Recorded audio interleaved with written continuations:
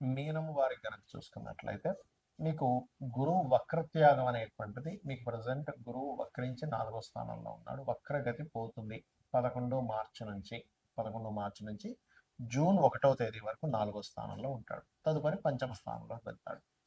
దీనివల్ల కలిగే ఫలితాలు ఏమిటి, ఏ దేవతారాధన చేసుకోవాలి, ఎటువంటి విషయాల పట్ల మీరు జాగ్రత్తగా ఉండాలి. అదేవిధంగా మీ పర్సనల్ చార్ట్లో కనుక ఏదైనా గ్రహం వక్రించి అంటే రిట్రోగ్రేషన్లో ఉంటే దానివల్ల కలిగే ఫలితాలు ఏమిటి అనేటువంటి విషయాలు చెప్తుంది నేనైనప్పటికీ చెప్పిస్తుంది సాక్షాత్ లలిత అమ్మవారిగా భావిస్తూ ఆ లలితాంబిక అమ్మవారి యొక్క అనుగ్రహం మీకు పరిపూర్ణంగా కలగాలని మనస్ఫూర్తి కోరుకుంటూ, ఇక్కడ ఎప్పుడైతే మీకు రాశిలో శని యొక్క సంచారం జరుగుతుందో కాస్త ఏలినాటి శని ప్రభావం ఒత్తిడి ఎక్కువగా ఉంటుంది, ఉండదని కాదు. అయితే గురువు 4వ స్థానంలో వక్రత్యాగం అవుతుంది కాబట్టి మార్చి 11వ తేదీ నుంచి ఎప్పటి నుంచో ఫలానా కోర్స్ చేయాలి అని అనుకునేటువంటి వాళ్ళకి ఆ కోర్స్ సంబంధించిన కాస్త ముందుకు కదండము. లేదంటే నేను ఫలానా వస్తువు కొందాం అనుకుంటున్నాను, కొనగలుగుతారు. ఫలానా ఫ్యాక్టరీ పెట్టాలి, లేకపోతే ఫలానా దగ్గర నేను ఒక ఆఫీస్ పెడదాం అనుకుంటున్నాను, లేదా ఒక ఇల్లు కట్టుకుందాం అనుకుంటున్నాను, ఆల్రెడీ కట్టుకున్నటువంటి ఇంటికి పైన ఇంకో ఫ్లోర్ వేద్దాం అనుకుంటున్నాను, ఇవన్నీ కూడా చెప్తాయి. కాకపోతే ఇక్కడ గురువు అయినందుకు ఏమవుతుంటుందంటే కొంచెం ఉన్న ధనం కంటే ఉన్న ఎక్స్పెక్టేషన్స్ కంటే ఇంకొంచెం ఎక్స్ట్రాగా తీసుకెళ్తూ ఉంటారు. కాబట్టి ఈ యొక్క విషయంలో కాస్త చూసి ఆలోచించి నిర్ణయం తీసుకుంటూ ఉండాలి, గుర్తుపెట్టుకోండి.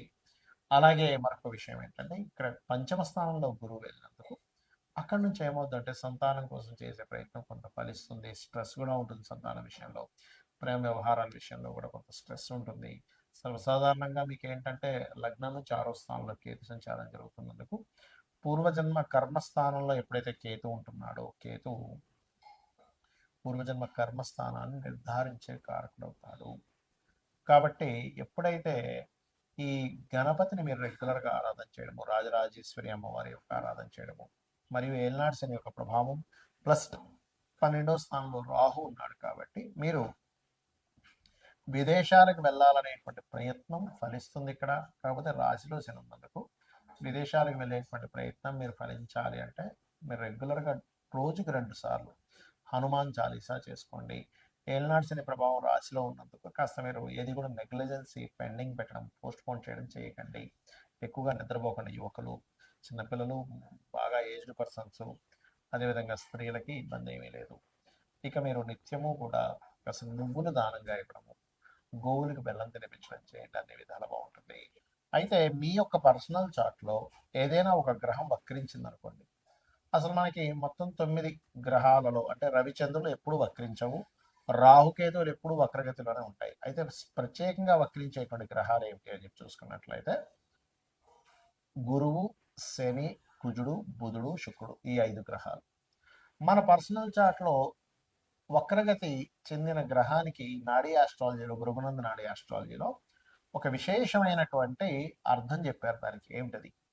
గురువు వక్రించాడు ఉదాహరణకి అంటే జీవుడు తను ఉన్న ప్రదేశం నుంచి మారుతాడు ఒకటి. రెండవది తను ఏ రాశిలో ఉండి వక్రించి ఏ రాశి వైపు వెళ్తున్నాడో దాన్ని బట్టి కూడా రిజల్ట్ ఉంటుంది. ఏ గ్రహాన్ని వదిలిపెట్టి ఇంకే గ్రహంలోకి వెళ్తున్నాడు అనే దాన్ని బట్టి కూడా రిజల్ట్ ఉంటుంది.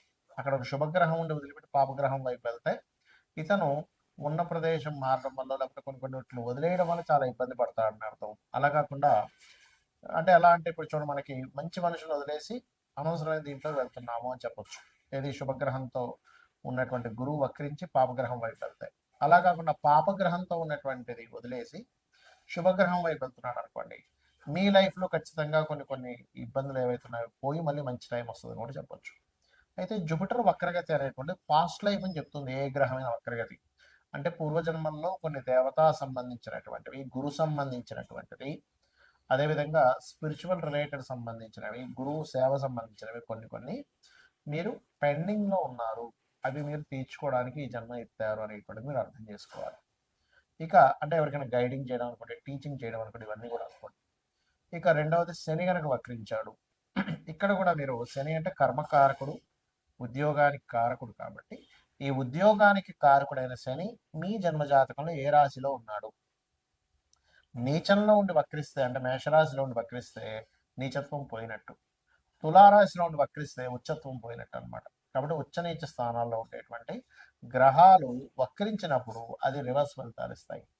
అలాగే మిగతా రాసుల్లో ఏ రాశిలో ఉండి వక్రించాడు, ఆ యొక్క తత్వాన్ని వదిలిపెట్టి పక్క తత్వాన్ని ఇది తీసుకోబోతుంది అనేటువంటిది మీరు అర్థం చేసుకోగలగాలి. అలాగే ఇక్కడ ఏంటంటే ఎప్పుడైనా శని భగవానుడు వక్రించాడు అంటే పూర్వజన్మల్లో మనము చేయవలసినంత జాబ్ అనుకోండి, మనకి మనం ఎక్కడో ఆ, మనకు ఒక జాబ్ ఇస్తే ఆ జాబ్ను సరిగ్గా చేయకపోవడం వల్ల మన కర్మలు కొన్నిటిని వదిలేసాము, పూర్తి చేయలేదు. ఆ కర్మలు కంప్లీట్ చేయడానికి ఈ జన్మలో పుట్టాము. అందుకే ఎవరైనా శని వక్రించినప్పుడు అది ముఖ్యంగా డియోల్ సైన్ వెళ్ళినప్పుడు డియోల్ కారకుడితో కనెక్ట్ అవుతున్నప్పుడు రెండు రెండు జాబులు చేస్తారు. అది ఇక మరొక విషయం ఏంటంటే ఇక్కడ ఉన్న ప్రదేశం నుంచి ఇతర ప్రదేశాలకు వెళ్తే వీళ్ళ యొక్క కెరీర్ బాగుంటుంది అనేటువంటి సంకేతం మీ జన్మజాతకంలో కనుక శని వక్రించాడంటే. ఇక కుజుడు వక్రించాడు, అది ఉండే కండిషన్ బట్టి, అంటే ఇప్పుడు కుజుడు కనుక వక్రించి మంచి స్థానం వైపు వెళ్తూ ఉంటే భూముల వల్ల కలిసి రావడము, కుజుడు కనుక వక్రించి ఏ కేతు గ్రహంతో లేకపోతే కొన్ని పాపగ్రహాలతో కలిస్తే భూముల వల్ల ఇబ్బంది రావడము, అదేవిధంగా అన్నదమ్ముల వల్ల ఇబ్బంది రావడము, మనిషి యొక్క మనకి వెన్నుముక్క అంటారు, వెన్నుముక్కకు సంబంధించిన బ్లడ్ సంబంధించిన జీవిత భాగస్వామిలో ముఖ్యంగా స్త్రీలకి భర్త సంబంధించినటువంటి విషయాల్లో ఉంటూ ఉంటుంది. అదేవిధంగా మరొక విషయం ఏంటంటే పరాక్రమ కారకుడు కాబట్టి ఏ స్థానంలో ఉండి వక్రించాడని చూడాలి. 4లో ఉండి వక్రిస్తే 3లోకి వస్తున్నాడు కాబట్టి పరాక్రమం ఉంటుంది. అంటే ఇక్కడ ఏంటంటే అది ఎన్ని డిగ్రీల్లో ఉండి వక్రించింది, ఏ నక్షత్రంలో ఉండి వక్రించింది, ఏ రాశిలో ఉండి వక్రించింది, వక్రించిన తర్వాత ఏ గ్రహాలు అనేది కనెక్ట్ అవుతుంది అనేది ముఖ్యంగా చూడాలి వక్రించిన గ్రహం మూలంగా. అలాగే బుధుడు శుక్రుడు. బుధుడు వక్రించాలంటే దాని అర్థం ఏమిటంటే నాలెడ్జ్ షేర్ చేయడానికి పుట్టావు నువ్వు. నీవు ఎంత నాలెడ్జ్ని షేర్ చేస్తూ ఉంటే లైఫ్లో అంత ఎదుగుతూ ఉంటావని దీని యొక్క అర్థం.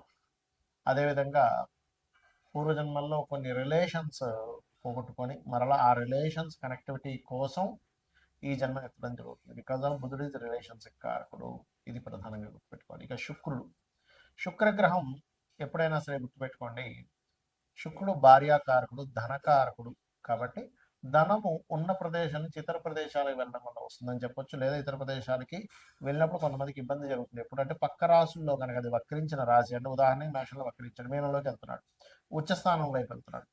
అలా కాకుండా మీనంలో ఉచ్చస్థానంలో వక్రించాడు, ఉచ్చస్థానం పోగొట్టుకుంటుంది.